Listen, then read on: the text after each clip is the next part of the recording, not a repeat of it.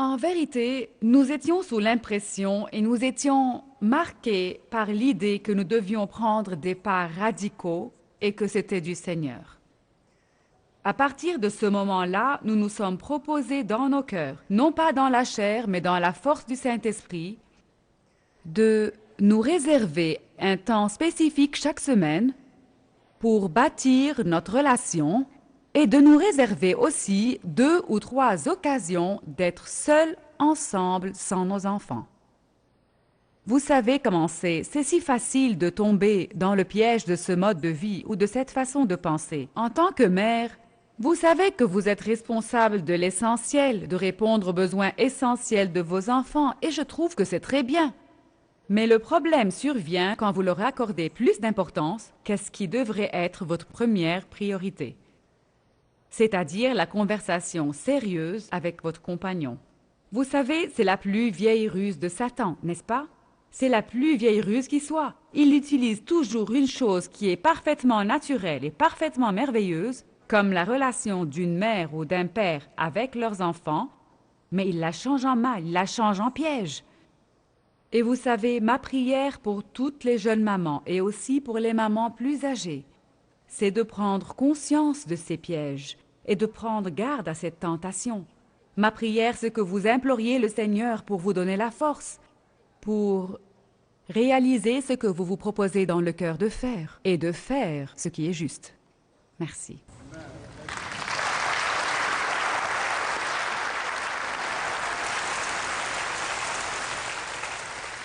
Vous n'avez pas idée de ce que j'ai dû faire pour la persuader à parler. Mais je suis si reconnaissant. Elle peut penser qu'elle n'est pas parfaite, mais elle a fait un travail parfaitement bien. Donc c'est le calendrier, c'est les enfants, troisièmement le conflit. Qu'est-ce que j'entends par conflit? Tout d'abord, je veux vous parler de la peur du conflit. J'ai entendu cette erreur tellement de fois, et je suis sûr que vous l'avez entendu aussi. Dire que les bons mariages n'ont pas de conflit est l'une des plus grandes erreurs. Ou dire que les conflits dans les mariages sont mauvais. Qui a dit cela? Écoutez bien, le conflit fait partie intégrante du mariage. Le conflit est neutre. Si vous vous y prenez avec sagesse, il peut mener à une plus grande intimité. Mais si vous vous y prenez sans sagesse, il peut mener à un isolement supplémentaire. Et je peux vous dire, avec beaucoup de certitude, que si des époux, mari et femme, n'ont jamais eu de conflit, il y a de grandes chances qu'ils n'aient jamais eu une conversation saine, qu'ils n'aient jamais eu une communication saine. Mais si vous faites du conflit votre allié et non pas votre ennemi, vous pouvez tous les deux beaucoup apprendre de ce conflit. Écoutez-moi bien sur ce point, je ne veux pas que vous me compreniez mal.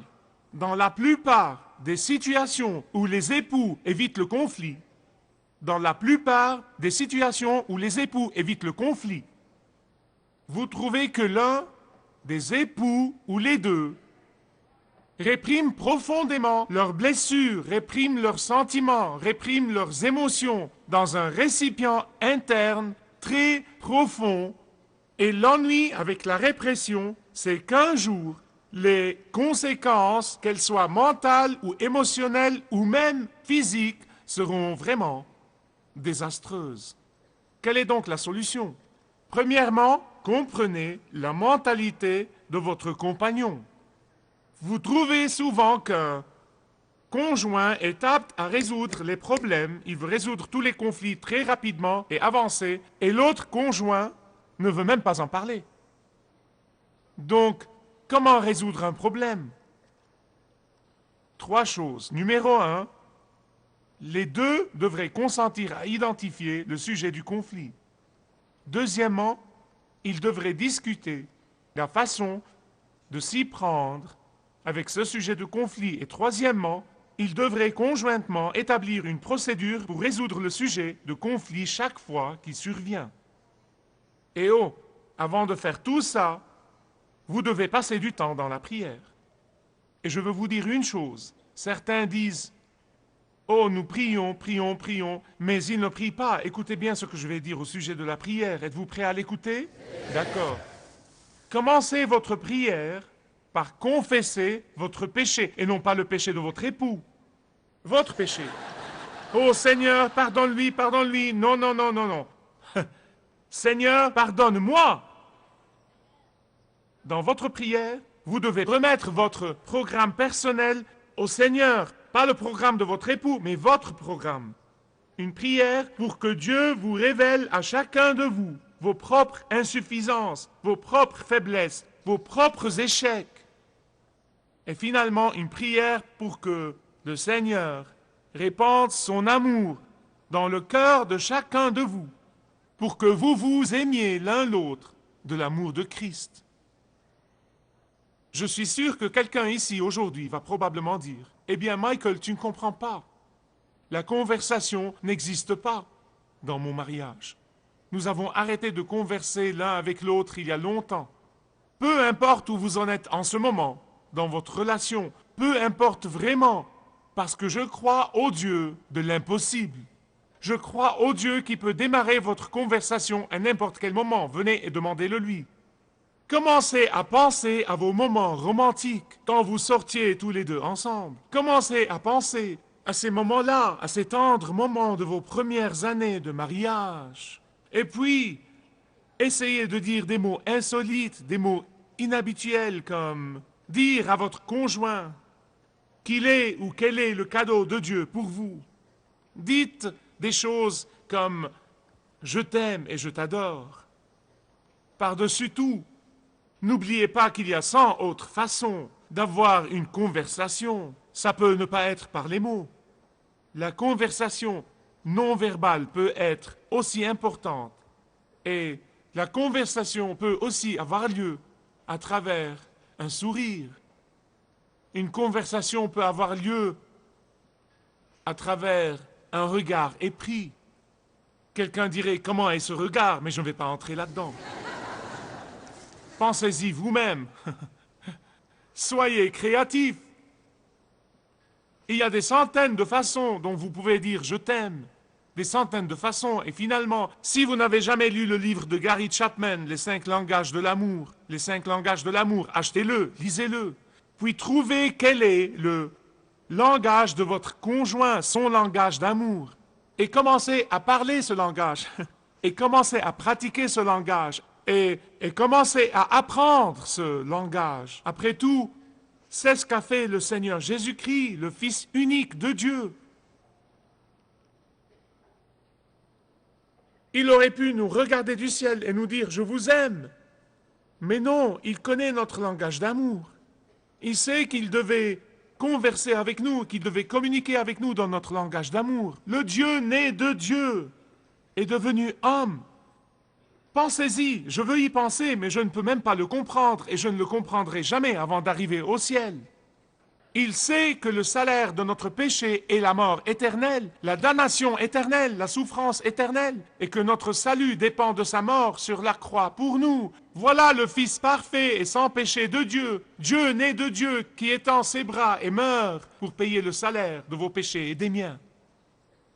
Et même aujourd'hui, chaque fois que nous nous sentons seuls, chaque fois que nous nous sentons rejetés, chaque fois que nous nous sentons découragés, chaque fois que nous nous sentons inappréciés, il nous dit de 1000 façons différentes dans sa parole, « Je vous aime, je m'occupe de vous, mes bras éternels vous portent et vous soutiennent, mes projets pour vous sont des projets de paix et non de malheur.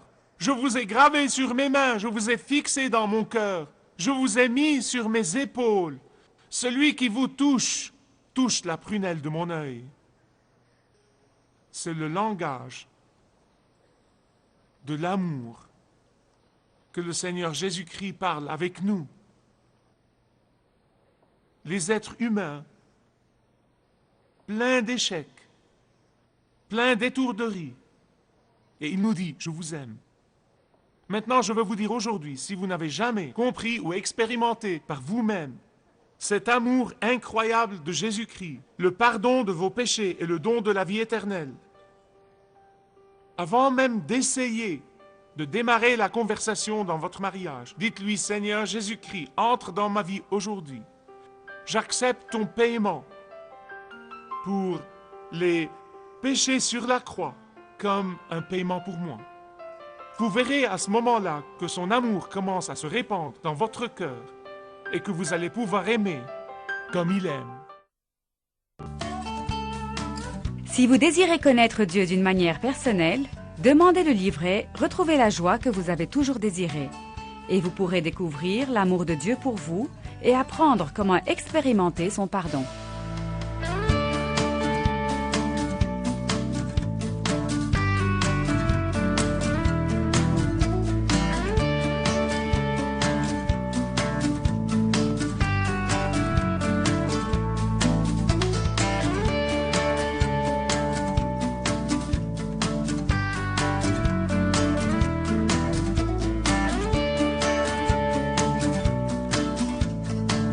Si vous avez une relation personnelle avec Dieu et vous êtes intéressé à marcher plus intimement avec lui, demandez le livret « 7 pas sur le chemin de la foi » qui vous guidera dans une relation plus profonde avec votre Père Céleste. Demandez votre livret gratuit.